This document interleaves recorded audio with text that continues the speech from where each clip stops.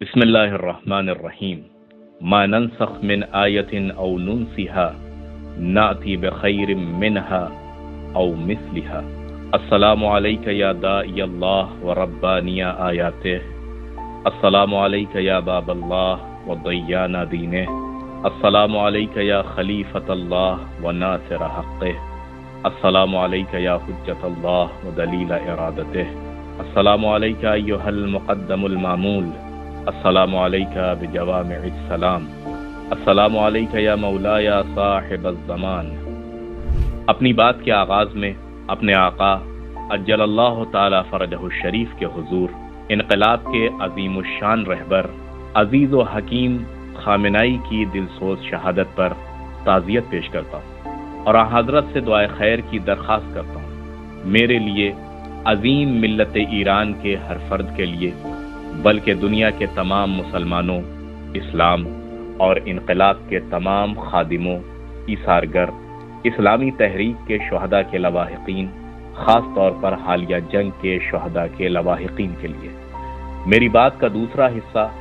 عظیم ملت ایران سے ہے۔ سب سے پہلے میں مختصراً مجلس خبرگان کے محترم اوٹ کے بارے میں اپنی کیفیت اور موقف بیان کرتا ہوں۔ آپ کا یہ خادم سید مجتبیٰ حسینی خامنائی بھی آپ ہی کی طرح اسلامی جمہوریہ کے ٹیلی ویژن کے ذریعے مجلس خبرگان کے محترم اوٹ کے نتیجے سے مطلع ہوا۔ میرے لیے اس مقام پر فائز ہونا انتہائی مشکل کام ہے جہاں دو عظیم المرتبت پیشوا خمینی کبیر اور شہید خامنائی جلوہ افروز رہے ہیں، کیونکہ یہ وہ منصب ہے جس پر ایک ایسی شخصیت متمکن رہی ہے جس نے اللہ کی راہ میں 60 سال سے زیادہ کی جد و جہد اور ہر قسم کی لذتوں اور آسائشوں سے کنارہ کشی کے بعد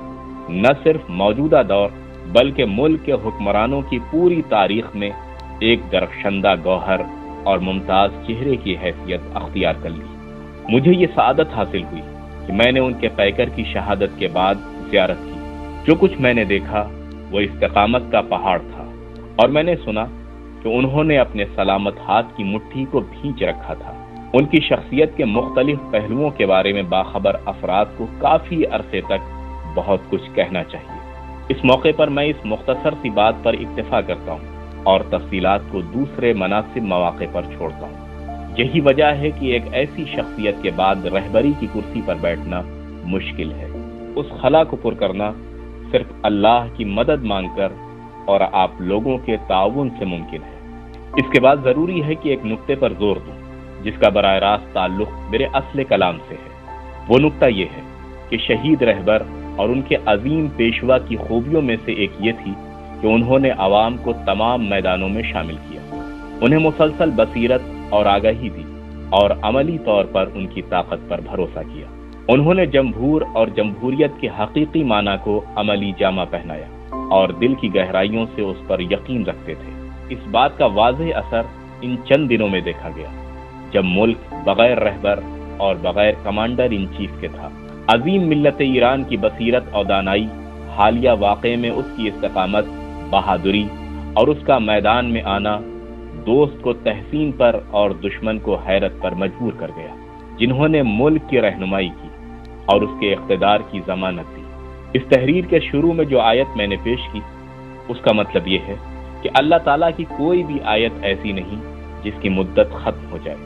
یا وہ بھلا دی جائے، مگر یہ کہ اللہ تعالیٰ اس جیسی یا اس سے بہتر کوئی اور آیت لا دے۔ اس آیت مبارکہ کو استعمال کرنے کی مناسبت یہ نہیں ہے کہ یہ بندہ شہید رہبر کے مرتبے تک پہنچ سکتا ہو یا یہ کہ میں ان سے برتر تصور کیا جا سکتا ہوں، بلکہ اس آیت مبارکہ کو ذکر کرنے کا مقصد آپ عزیز ملت کے کردار کی طرف توجہ دلانا ہے۔ اگر وہ عظیم نعمت ہم سے چھن گئی تو اس کے بدلے ایک بار پھر ملت ایران کی امارانہ موجودگی اس نظام کو عطا ہوئی۔ جان لیں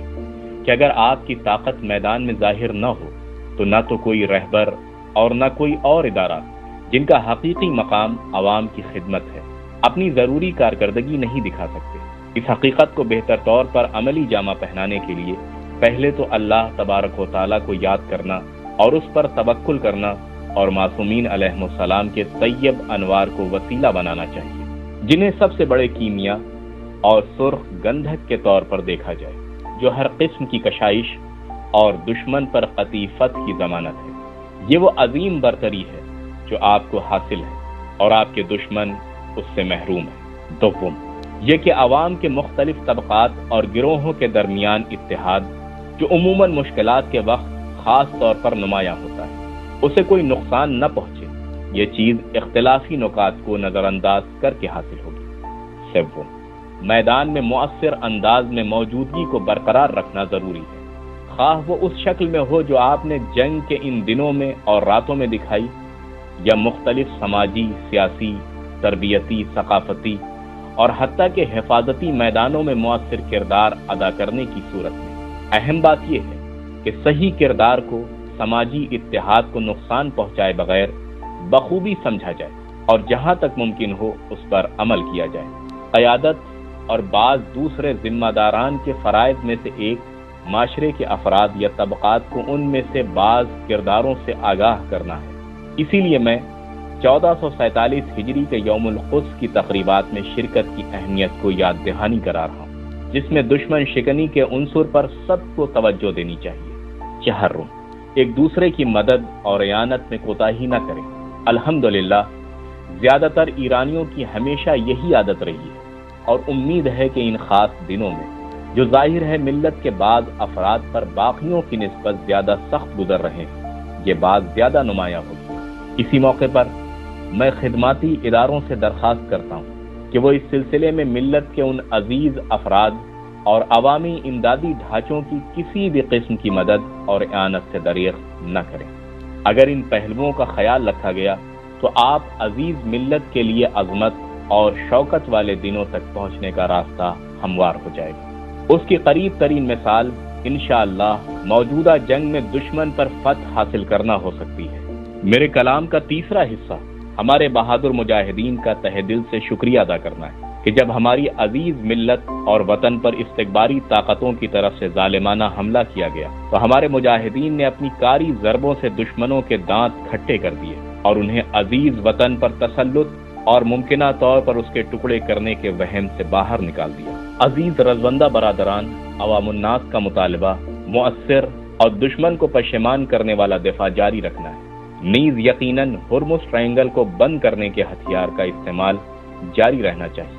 نیز میں مقاومتی محاذ کے رضوندگان کا تہہ دل سے شکریہ ادا کرتا ہوں۔ ہم مقاومتی محاذ کے ممالک کو اپنا بہترین دوست سمجھتے ہیں اور مقاومتی محاذ انقلاب اسلامی کے اقدار کا ایک ناقابل تقسیم حصہ ہے۔ بلا شبہ اس محاذ کے اجزاء کا ایک دوسرے کے ساتھ اشتراک صہیونی فتنے سے نجات کے راستے کو مختصر کر دے گا۔ جیسا کہ ہم نے دیکھا کہ بہادر اور با ایمان یمن نے مظلوم غزہ کی عوام کے دفاع سے ہاتھ نہیں کھینچا، اور حزب اللہ نے تمام تر رکاوٹوں کے باوجود اسلامی جمہوریہ کی مدد کی ہے، اور عراق کی مزاحمت نے بھی بہادری سے اسی راستے کو اپنایا ہے۔ چوتھے حصے میں میری بات ان لوگوں سے ہے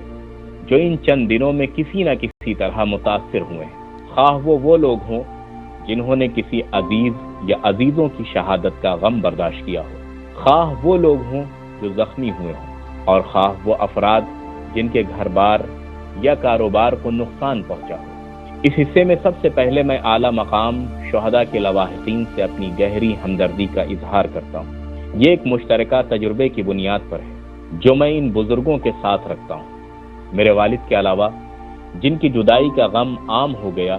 میں نے اپنی عزیز اور وفادار بیوی کو، جن سے مجھے بہت امیدیں تھیں، اور اپنی قربان ہونے والی بہن کو، جس نے اپنے آپ کو اپنے والدین کی خدمت کے لیے وقف کر دیا تھا اور آخرکار اسے اس کی اجرت مل گئی، اور اس کے چھوٹے بچے کو، اور اپنی دوسری بہن کے شوہر کو جو ایک عالم اور شریف انسان تھے، شہداء کے قافلے کے سپرد کر دیا ہے۔ لیکن جو چیز مصائب پر صبر کو ممکن بلکہ آسان بنا دیتی ہے، وہ صبر کرنے والوں کے لیے اللہ کے اس وعدے پر توجہ ہے جو یقینی اور حتمی ہے کہ انہیں بے حد قیمتی اجر ملے گا۔ لہذا صبر کرنا چاہیے، اللہ تعالیٰ کے فضل اور مدد پر امید اور بھروسہ رکھنا چاہیے۔ دوم، میں سب کو یہ یقین دلاتا ہوں کہ ہم آپ کے شہداء کے خون کا بدلہ لینے سے ہرگز دستبردار نہیں ہوں گے۔ ہمارے پیش نظر بدلہ صرف انقلاب کے عظیم الشان رہبر کی شہادت سے متعلق نہیں ہے، بلکہ ملت کا ہر فرد جو دشمن کے ہاتھوں شہید ہوتا ہے خود بدلے کی فائل کا ایک علیحدہ موضوع ہے، البتہ اس بدلے کی ایک محدود مقدار اب تک عملی شکل اختیار کر چکی ہے، لیکن جب تک اس کی مکمل مقدار حاصل نہیں ہو جاتی یہ فائل باقی فائلوں پر غالب رہے گی، اور خاص طور پر ہمارے بچوں اور نونہالوں کے خون کے معاملے میں ہم زیادہ حساسیت برتیں گے۔ لہذا دشمن نے میناب کے اسکول اور اسی طرح کے بعض دیگر واقعات میں جان بوجھ کر جو قتل عام کیا ہے اس کی تحقیقات کو ایک خاص اہمیت حاصل ہے۔ سوم، ان حملے میں زخمی ہونے والوں کو لازماً مفت میں مناسب طبی سہولیات فراہم کی جائیں اور انہیں بعض دیگر مراعات سے بھی فائدہ پہنچایا جائے۔ چہارم، جہاں تک موجودہ صورتحال اجازت دے، مکانات اور ذاتی املاک کو پہنچنے والے مالی نقصانات کی تلافی کے لیے کافی اور واضح اقدامات کا تعین کر کے ان پر عمل درآمد کیا جانا چاہیے۔ پچھلی دو باتیں محترم ذمہ داران کے لیے ایک لازمی حکم کا درجہ رکھتی ہیں جنہیں انہیں عمل میں لانا ہوگا اور مجھے اس کی رپورٹ دینی ہوگی۔ ایک نقطہ جس کی طرف توجہ دلانی ہے وہ یہ کہ باہر صورت ہم دشمن سے جرمانہ ضرور لیں گے، اور اگر وہ انکار کرے گا تو ہم اپنی تشخیص کے مطابق اس کے اموال میں سے لیں گے، اور اگر وہ بھی ممکن نہ ہو سکا تو اتنی ہی مقدار میں اس کے اموال کو تباہ کر دیں گے۔ کلام کا پانچواں حصہ۔ یہ خطاب بعض علاقائی ممالک کے سربراہان اور بااثر حلقوں سے ہے۔ ہمارے 15 ممالک کے ساتھ زمینی یا آبی ہمسائیگی ہے، اور ہم ہمیشہ ان سب کے ساتھ گرمجوشی اور تعمیری تعلقات کے خواہاں رہے اور ہیں، لیکن دشمن نے کئی سال پہلے سے ان میں سے بعض ممالک میں دھیرے دھیرے فوجی اور مالی اڈے قائم کیے ہیں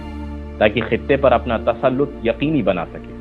حالیہ حملے میں ان میں سے بعض فوجی اڈوں کو استعمال کیا گیا۔ ظاہر ہے، جیسا کہ ہم نے واضح طور پر خبردار کیا تھا کہ ان ممالک پر حملہ کیے بغیر ہم نے صرف انہی اڈوں کو نشانہ بنایا ہے۔ اب بھی ہم مجبوراً یہ سلسلہ جاری رکھیں گے، اگرچہ ہم اب بھی اپنے اور ان ہمسایہ ممالک کے درمیان دوستی کی ضرورت پر یقین رکھتے ہیں۔ ان ممالک کو ہمارے عزیز وطن پر حملہ آوروں اور ہماری عوام کے قاتلوں کے بارے میں اپنا موقف واضح کرنا چاہیے۔ میں سفارش کرتا ہوں کہ وہ جلد از جلد اڈوں کو بند کر دیں، کیونکہ شاید اب تک وہ سمجھ گئے ہوں گے کہ امریکہ کی طرف سے امن و سلامتی قائم کرنے کا دعویٰ محض جھوٹ ہے۔ اس سے انہیں اپنے عوام کے ساتھ زیادہ تعلق قائم کرنے میں مدد ملے گی، جو عموماً کفر کے محاذ کے ساتھ شامل ہونے اور اس کے توہین آمیز رویے سے ناخوش ہیں، اور ان کی دولت اور طاقت میں اضافہ ہوگا۔ میں دوبارہ دہرا رہا ہوں کہ اسلامی جمہوریہ کا نظام خطے میں کسی قسم کی اجارہ داری یا استعمار قائم کیے بغیر تمام ہمسایہ ممالک کے ساتھ اتحاد اور گرمجوشی اور خلوص پر مبنی باہمی تعلقات کے لیے مکمل طور پر تیار ہے۔ کلام کے چھٹے حصے میں میرا خطاب ہمارے شہید رہبر سے ہے۔ رہبر، آپ کے جانے سے سب کے دلوں پر ایک گہرا صدمہ لگا ہے۔ آپ ہمیشہ اس انجام کے مشتاق تھے کہ آخرکار اللہ تعالیٰ نے یہ آپ کو رمضان المبارک کی 10ویں تاریخ کی صبح قرآن کریم کی تلاوت کے دوران عطا فرما دیا۔ آپ نے بڑے مقتدرانہ انداز میں اور تحمل سے بہت سی مظلومیتوں کو برداشت کیا اور کوئی شکایت نہیں کی۔ بہت سو نے آپ کی حقیقی قدر نہیں پہچانی، بہت سو نے آپ کی حقیقی قدر نہیں پہچانی، اور شاید کافی وقت گزر جائے گا جب طرح طرح کے پردے اور رکاوٹیں ہٹیں اور اس کے کچھ گوشے واضح ہوں۔ ہمیں امید ہے کہ اس مقام قربت کی بدولت جو آپ کو انوار طیبہ، صدیقین، شہداء اور اولیاء کے پاس ملا ہے، آپ پھر بھی اس ملت اور تمام مقاومتی محاذ کی ترقی کے بارے میں سوچتے رہیں گے اور اس کے لیے وساطت فرمائیں گے، جیسا کہ آپ اپنی دنیاوی زندگی میں تھے۔ ہم آپ سے عہد کرتے ہیں کہ ہم اس پرچم کی بلندی کے لیے جو محاذ حق کا اصل پرچم ہے اور آپ کے مقدس مقاصد کے حصول کے لیے پوری طاقت سے کوشش کریں گے۔ 7ویں حصے میں ان تمام بزرگوں کا شکریہ ادا کرتا ہوں جنہوں نے میری حمایت کی ہے، جن میں مراج اعظام، مختلف ثقافتی، سیاسی، سماجی شخصیات اور عوام کے وہ افراد شامل ہیں جو نظام سے دوبارہ بیعت کے اظہار کرنے کے لیے پروقار اجتماعات میں حاضر ہوئے ہیں۔ نیز تینوں قوتوں کے سربراہان اور عبوری رہبری کونسل کا ان کی اچھی تدابیر اور اقدامات کا شکریہ ادا کرتا ہوں۔ مجھے امید ہے کہ اللہ تعالیٰ کی خاص عنایات ان بابرکت گھڑیوں اور دنوں میں تمام ملت ایران بلکہ تمام مسلمانوں اور دنیا کے مستضعفین کے شامل حال ہوں گی، اور آخر میں اپنے آقا عجل اللہ تعالی فرجہ الشریف سے درخواست کرتا ہوں کہ وہ شبہائے قدر اور ماہ مبارک رمضان کے باقی ایام میں اللہ تعالیٰ کے حضور ہماری ملت کے لیے دشمن پر قاطع فتح کے ساتھ عزت، وسعت اور عافیت، اور ان پر مرنے والوں کے لیے بلند درجات اور آخرت کی عافیت کی دعا فرمائیں۔ والسلام علیکم ورحمۃ اللہ وبرکاتہ وتحیاتہ۔ سید مجتبیٰ حسینی خامنئی، 12 مارچ 2026، 22 رمضان المبارک 1447 ہجری۔